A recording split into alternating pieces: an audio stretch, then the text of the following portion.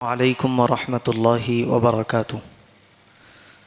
الحمد للہ رب العالمین والعاقبۃ للمتقین والصلاة والسلام علی سید الانبیاء والمرسلین وعلی آلہ الطاہرین واصحابہ الطیبین ومن تبعہم بإحسان اجمعین الی یوم الدین، اما بعد، فقد قال اللہ تبارک وتعالی فی القرآن المجید والفرقان الحمید: اعوذ باللہ من الشیطان الرجیم، بسم اللہ الرحمن الرحیم۔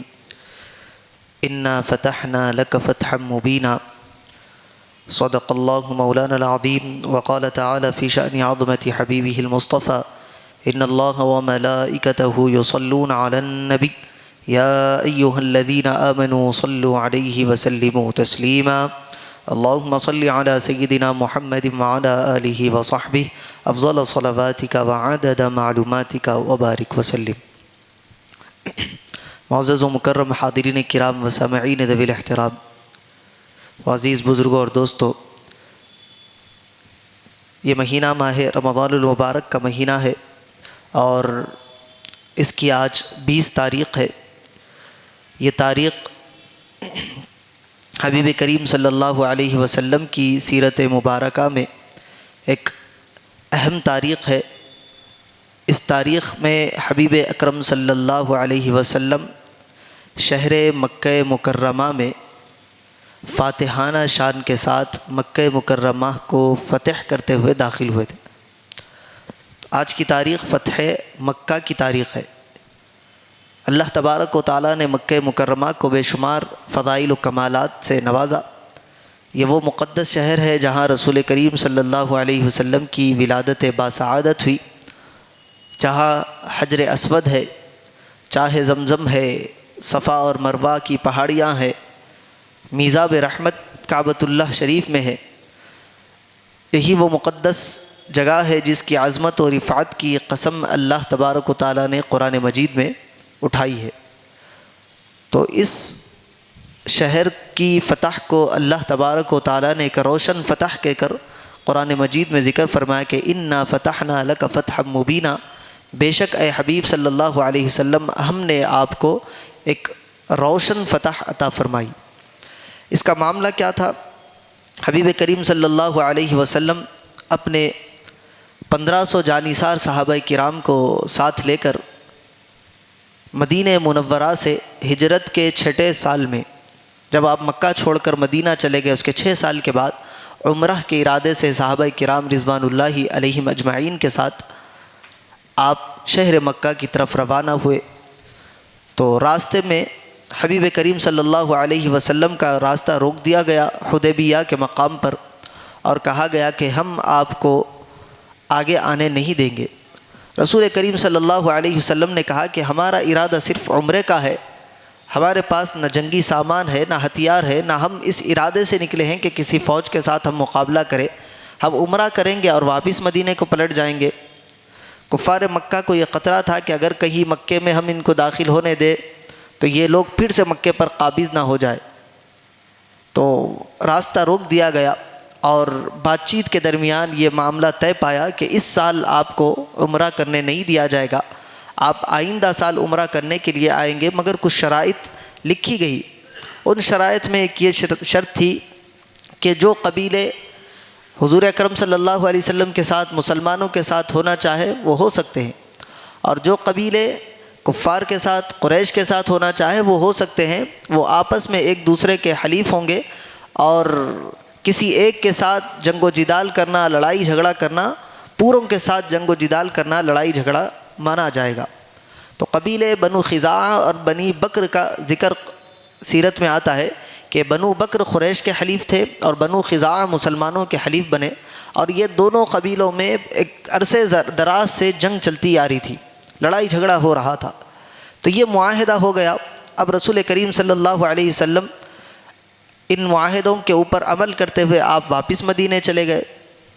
چند عرصے کے بعد بنو بکر نے بنو خزاعہ پر حملہ کر دیا اور قریش نے ان کا ساتھ دیتے ہوئے ہتھیار ان کو فراہم کیے، اور لوگوں کو بھی کہا کہ تم ان کے ساتھ جاؤ اور بنو خزاعہ پر حملہ کرو اور ان کے مال و متاع کو تہس نہس کر دو۔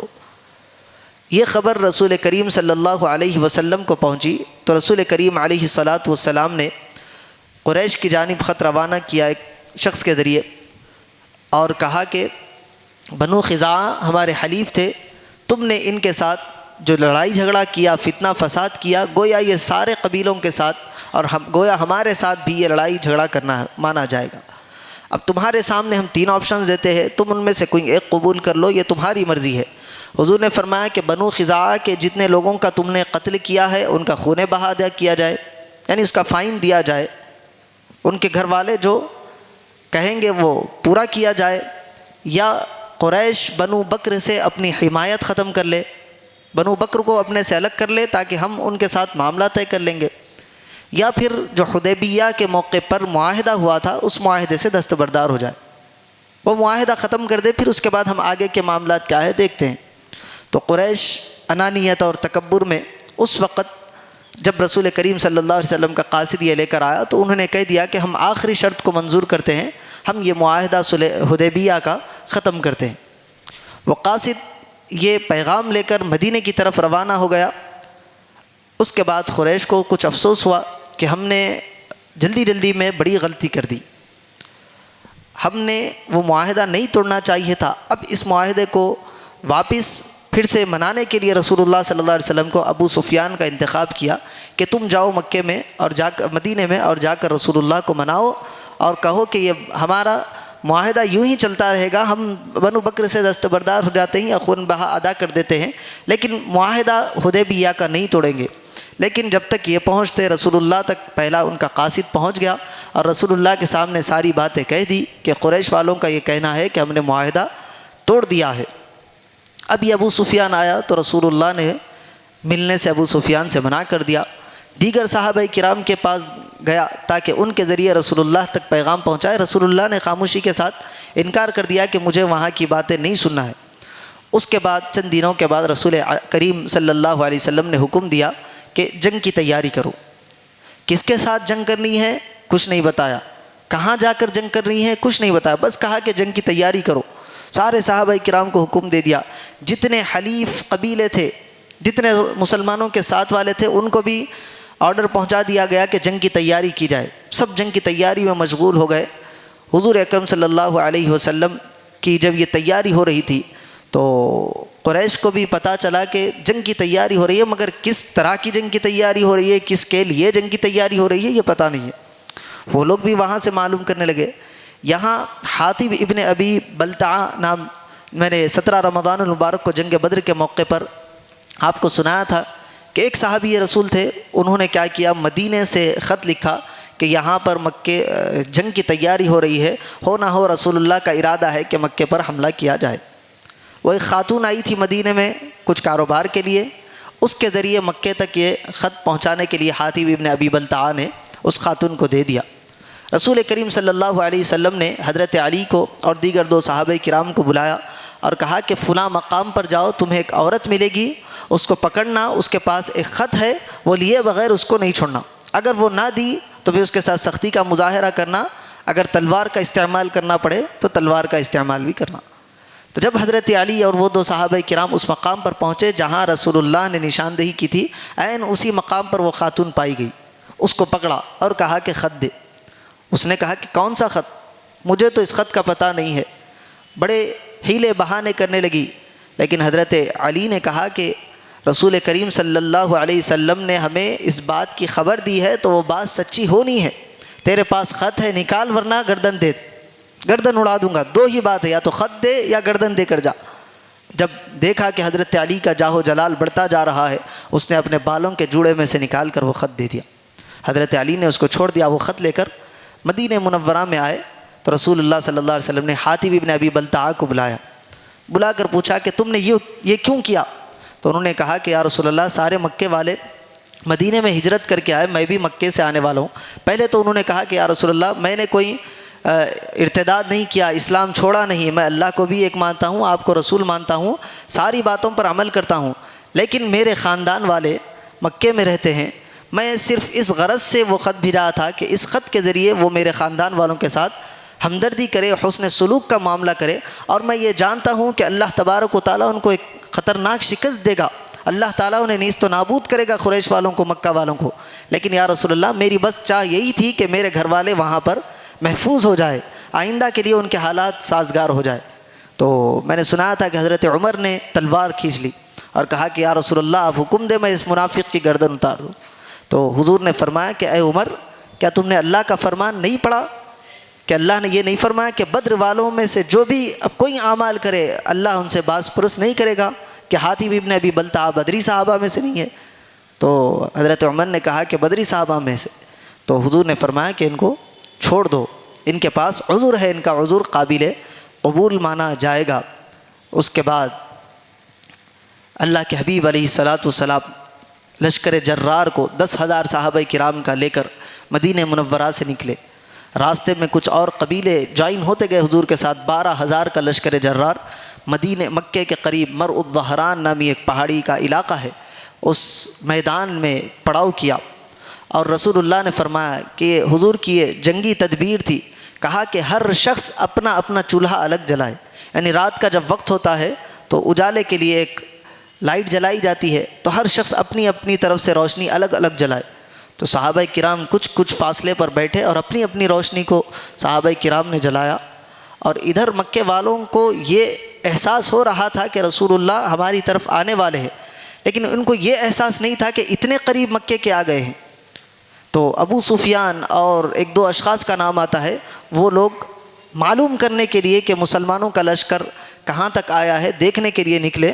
پہاڑی پر چڑھے تو دیکھتے کیا ہے، مرء الظہران کی جو وادی ہے یہاں سے وہاں تک صرف آگ ہی آگ نظر آ رہی ہے۔ وہ لوگوں نے ڈسکس کیا کہ فلاں قبیلہ ہو سکتا ہے، فلاں قبیلہ ہو سکتا ہے۔ ابو سفیان کہنے لگا کہ فلاں تم جتنے قبیلوں کے نام لے رہے ہیں ان لوگوں کے پاس اتنی تعداد نہیں ہے، یہ وہ لوگ نہیں ہوں گے، اور نہ ان کا گمان یہ تھا کہ مسلمان اتنی بڑی تعداد میں آئے ہیں۔ اور ادھر حضرت عباس رضی اللہ عنہ جو حضور کے چچا تھے، ان کو پتہ چلا کہ حضور مکے کے قریب آ گئے ہیں، تو فوری آپ ملاقات کے لیے گئے، وہاں ملاقات کیے، مکے والوں کے حال چال بتائے، اور دیکھا کہ اتنا بڑا لشکر جرار ہے، مکے والوں کو خبر دے اور کہہ دے کہ صلح صفائی کر لو، معافی تلافی کر لو، ورنہ آج مکے والوں کو مدینے والے چھوڑنے والے نہیں ہیں۔ یہ پیغام دینے کے لیے عباس ابن عبد المطلب پلٹ کر آ رہے تھے، راستے میں ابو سفیان سے ملاقات ہوئی۔ تو ابو سفیان نے پوچھا کہ کہاں سے آ رہے ہو؟ تو حضرت عباس نے کہا کہ مسلمان آئے ہیں، میں اپنے بھتیجے محمد ابن عبداللہ صلی اللہ علیہ وسلم سے ملاقات کر کے آ رہا ہوں، اور یہ جو لشکر سامنے تم کو نظر آ رہا ہے یہ انہی کا لشکر ہے۔ جیسے ہی ان لوگوں نے سنا کہ یہ مسلمانوں کا لشکر ہے، ہوش باختہ ہو گئے، ہوائیاں اڑ گئی کہ اتنا بڑا لشکر اگر مکے پر ایک بارگی حملہ کرے تو سارا مکہ تہس نہس ہو جائے۔ اب ابو سفیان نے کہا کہ کیا تدبیر ہے، کیا مشورہ دیتے ہیں؟ حضرت عباس نے کہا کہ فوری میرے ساتھ چلو، میں تم کو رسول اللہ تک پہنچاؤں گا، معافی تلافی کر لو اور معاملے کی صاف صفائی کر لو، ورنہ یہ لوگوں کا ارادہ بہت قوتی ارادے کے ساتھ آئے ہیں، اور یہ لوگ اگر حملہ کریں گے تو پھر مکے میں کوئی گھر ایسا نہیں ہوگا کہ جس میں لاشیں نہ گرے۔ تو ابو سفیان اور ان کے ساتھ دونوں حضرت عباس کے ساتھ گئے۔ جیسے ہی مرء الظہران میں پہنچے تو حضرت عمر رضی اللہ تعالیٰ عنہ نے کہا کہ قریش کا ایک سردار ہمارے ہاتھ میں آ گیا ہے، اب ہم اس کو نہیں چھوڑیں گے۔ حضرت عباس نے کہا کہ نہیں، میں نے ان کو پناہ دی ہے اور میں رسول اللہ سے ملاقات کے لیے لایا ہوں۔ رسول پاک علیہ الصلاۃ والسلام کے پاس ان کو لایا گیا۔ رسول کریم صلی اللہ علیہ وسلم نے کہا کہ اے ابو سفیان، کا ابھی بھی ایمان لانے کا وقت نہیں آیا؟ کیا تم ابھی بھی اللہ کو ایک نہیں مانو گے؟ کیا ابھی بھی میرے رسول ہونے کی گواہی نہیں دو گے؟ تو روایت میں آتا ہے کہ وہ دو اشخاص جو تھے اسی وقت اسلام قبول کر لیے، اور دوسرے دن صبح میں ابو سفیان نے اسلام قبول کیا۔ حضور نے کہا کہ اسلام لا لو، تمہاری بقا اسی میں ہے، ہمارے ساتھ جنگ و جدال نہ کرو، تمہاری خیر خوبی اسی میں ہے، ورنہ پھر اگر ہم تم پر مسلط ہو گئے، ہم تمہارے خلاف تلوار اٹھا لیے تو پھر تمہیں بخشا نہیں جائے گا۔ ڈر کر کچھ لوگوں نے اسلام قبول کر لیا، اور رسول کریم صلی اللہ علیہ وسلم جب صبح کا وقت ہوا، حضور اکرم صلی اللہ علیہ وسلم اپنی فوج کو لے کر مکے کی طرف بڑھے، اور یہ اعلان کر دیا کہ آج عام معافی کا دن ہے، جو مکے کے حدود کے حرم کے حدود کے اندر داخل ہو جائے اس کو معاف کر دیا جائے گا، جو اپنے گھر کے دروازے بند کر لے اس کو معاف کر دیا جائے گا، جو اپنے ہتھیار زمین پر ڈال دے اس کو معاف کر دیا جائے گا۔ اور حضرت عباس نے کہا کہ یا رسول اللہ، ابو سفیان ایک سردار مانا جاتا ہے، اس کے متعلق بھی کچھ حکم ارشاد فرما دے۔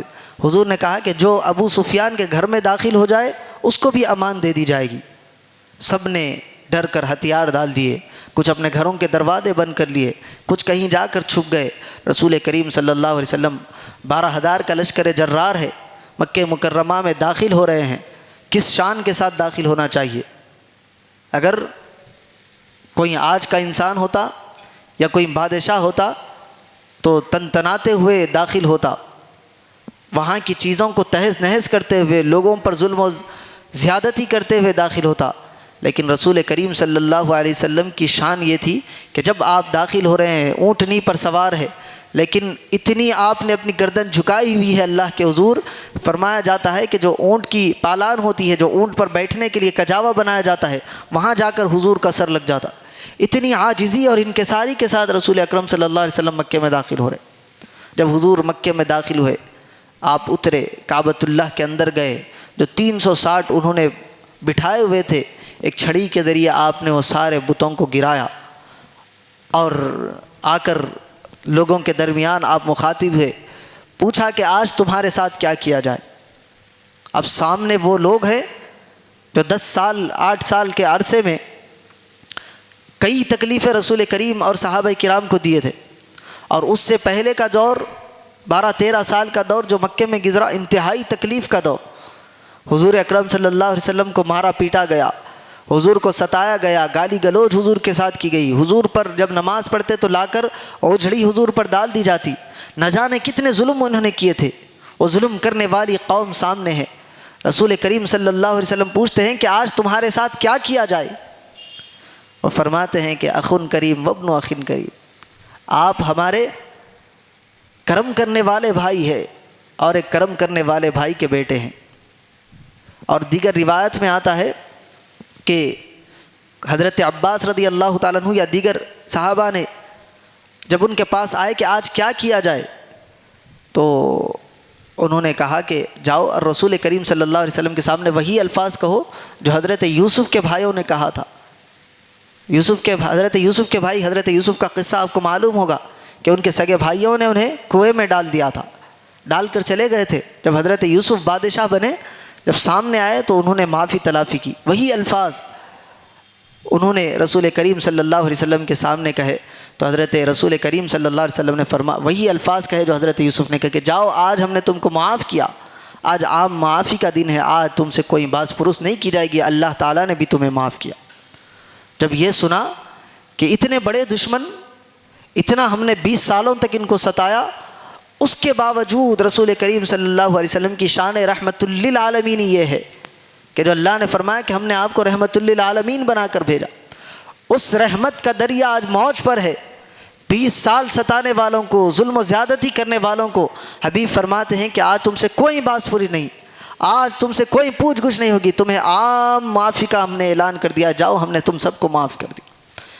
اس کا بدلہ یہ اللہ تعالیٰ نے عطا کیا کہ جب رسول اللہ نے سب کو معاف کر دیا، اللہ نے فرمایا اذا جاء نصر اللہ والفتح ورأیت الناس يدخلون فی دین اللہ افواجا، یہ بشارت اللہ تعالیٰ نے دی تھی کہ آپ دیکھیں گے کہ وہ لوگ فوج در فوج آ کر اسلام کے اندر داخل ہوں گے۔ جب آپ نے معافی کر دی تو فوجوں میں شکل میں لوگ، کبھی 10 کا گروپ، 20 کا گروپ، 50 کا گروپ، 100 کا گروپ آتا گیا، اور رسول کریم صلی اللہ علیہ وسلم کے دست حق پر اسلام قبول کرتا گیا۔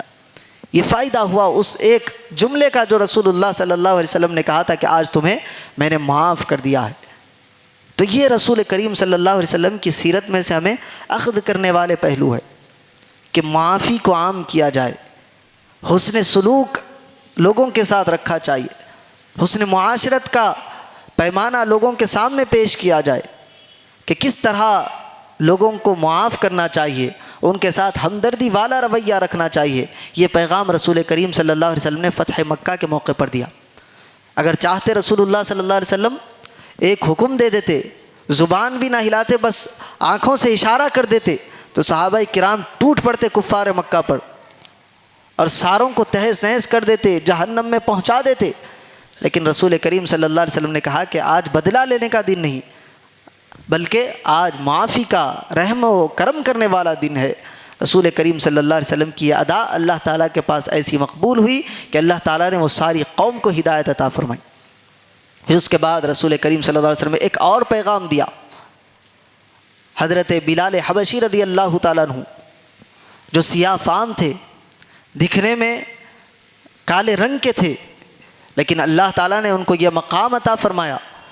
12,000 کا لشکر جرار رسول اللہ کے سامنے ہے، لیکن کعبے کی چھت پر کھڑے ہو کر اذان دینے کے لیے جس شخصیت کا انتخاب اللہ کے رسول صلی اللہ علیہ وسلم نے کیا وہ حضرت بلال حبشی کی ذات مبارکہ. حضرت بلال سے کہا گیا کہ اے بلال چڑھ جاؤ کعبے کی چھت پر اور اذان کہو. حضرت بلال کو یہ مقام عطا فرمایا اور یہاں سے یہ پیغام دیا کہ اسلام کے اندر چھوٹا بڑا، کالا گورا، امیر غریب، یہ کوئی کیفیات اسلام کے اندر نہیں ہے. جو بندہ لا الہ الا اللہ محمد الرسول اللہ کہہ لے وہ سارے کے سارے مسلمان اور مومن ہے ایک نظر کے اللہ کی بارگاہ. ہاں لیکن اللہ نے فرمایا کہ اللہ کے نزدیک سب سے زیادہ مقام اور مرتبے والے وہ شخص ہے جو زیادہ اللہ تعالیٰ سے ڈرنے والے ہیں. ان اکرمکم عند اللہ اتقاکم. اللہ کے نزدیک زیادہ کرامت والے، بزرگی والے وہ اشخاص ہیں جو اللہ سے زیادہ ڈرا کرتے ہیں. تو تقوی کی کیفیت جس کے اندر جتنی ہوگی اللہ کے پاس اس کا مقام ہوگا. لیکن ظاہری طور پر جتنے مسلمان ہیں سب اللہ کی نظر میں ایک ہے. یہ اسلام کی خوبصورتی ہے، یہ اسلام کا نظام ہے، یہ اسلام کا پیغام ہے کہ کسی کے ساتھ زیادتی اور کسی کو اونچ نیچ کا درجہ نہیں دیا جاتا، بلکہ سب کو ایک نظر سے دیکھا جاتا ہے اسلام کے اندر. پھر حضور اکرم صلی اللہ علیہ وسلم 15 دن تک مکہ مکرمہ میں قیام فرما رہے. صحابہ کرام رضوان اللہ علیہ جو مدنی صحابہ تھے، انصار صحابہ تھے، ان کے دل میں یہ وسوسہ آنے لگا کہ کہیں رسول اللہ صلی اللہ علیہ وسلم اب ہم کو چھوڑ کر، مدینے کو چھوڑ کر مکے ہی میں کہیں آباد نہ ہو جائے. اس کیفیت کو رسول اللہ نے بھانپ لیا اور رسول اللہ نے ان سے وعدہ کیا تھا. کب؟ ہجرت کے وقت. انہوں نے کہا تھا کہ یا رسول اللہ کہ اگر اللہ تعالیٰ آپ کو وہ موقع دے، اور ہم جانتے ہیں کہ اللہ یہ موقع دے گا کہ آپ مکے پر قابض ہوں گے، مکے کو فتح کریں گے، آپ دوبارہ مکے پر آپ کی حکومت آئے گی، آپ مکے میں لوٹ کر آئیں گے، کیا آپ اس وقت ہم کو بھول جائیں گے، ہم کو چھوڑ دیں گے؟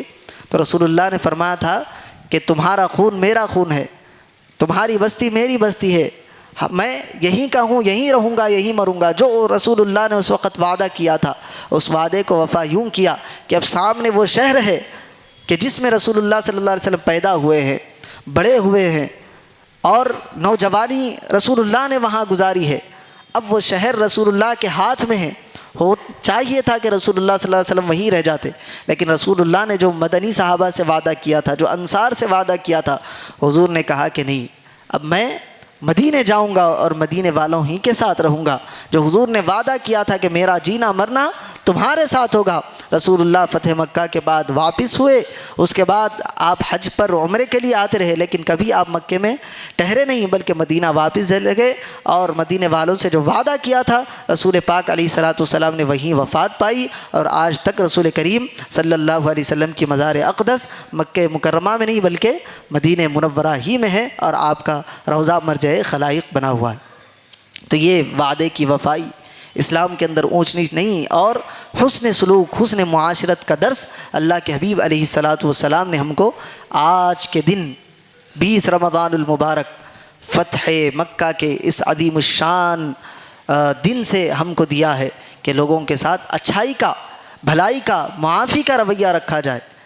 اگر چاہتے تمہارے پاس دستے، تمہارے پاس وہ طاقت و قوت ہونے کے باوجود معاف کرنا، یہ اللہ کے نزدیک زیادہ قابل قبول عمل ہے. ایسا نہیں کہ تمہارے پاس اسباب نہیں ہے، تم پہلے ڈرپوک، تمہارے پاس کوئی ریزن نہیں ہے کہ اس کو تم ستا سکو، تم پہلے ڈرے ہوئے، سہمے ہوئے اور یہ کہہ کے جان دو بھائی میں معاف کر دیا. ایسی معافی نہیں، بلکہ قدرت ہونا کہ اگر آپ چاہے تو سامنے والے کو زیر کر دے، آپ چاہے تو سامنے والے کو گالی گلوچ کرے، اٹھا کر ایک رکھ سکے، اس کے باوجود معاف کرنا، ایسے بندوں کو اللہ تعالیٰ قبول فرماتا. اللہ تعالیٰ نے کہا والکاظمین الغیظ والعافین عن الناس، جو غصے کو پی جاتے ہیں اور لوگوں کے ساتھ عفو درگزر کا معافی کا معاملہ کرتے ہیں. واللہ یحب المحسنین، اللہ ایسے احسان کرنے والے محسنین کو پسند فرماتا ہے، ایسوں کو اللہ محبوب رکھتا ہے. تو ہمیں یہ چیزیں اخذ کرنی چاہیے، اپنی زندگی کے اندر اس کو شامل کرنا چاہیے. بات بات پر غصہ آنا یہ مسلمانوں کی علامت نہیں، غصہ آنا یہ مردانگی کی علامت ہے، لیکن اس غصے کو پی جانا یہ مسلمانی کی علامت ہے. غصہ نہیں آنا یہ بھی آپ کے اندر کوئی کرامت والی بات نہیں ہے، یہ نقص ہے غصہ نہیں آنا. غصہ آنا یہ مردانگی کی علامت ہے، لیکن اس غصے کو قابو میں کرنا، اس پر کنٹرول حاصل کرنا، یہ اصل مردانگی اور مسلمانی کی علامت ہے.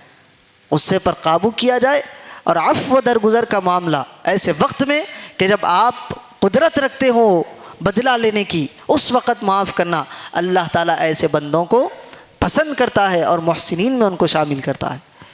آج کا یہی پیغام آج کے اس عظیم دن کا کہ اپنے آپ کو سنبھالے، اپنے آپ کو مضبوط بنائیں، اور جیسا اللہ تبارک و تعالیٰ، جیسا اللہ کے رسول علیہ الصلاۃ والسلام نے مسلمانوں کی علامتیں بتائی ہے ویسے بننے کی کوشش کرے. اللہ تبارک و تعالیٰ کی بارگاہ میں دعا ہے کہنے اور سننے سے زیادہ اعمال صالحہ کی توفیق عطا فرمائے. رسول کریم صلی اللہ علیہ وسلم کی سچی پکی محبت عطا فرمائے. رسول اللہ صلی اللہ علیہ وسلم کے اسوہ حسنہ پر عمل کرنے کی توفیق عطا فرمائے. وصلی اللہ علی سیدنا محمد و آلہ و اصحابہ اجمعین برحمتک یا ارحم الراحمین والحمد للہ رب العالمین.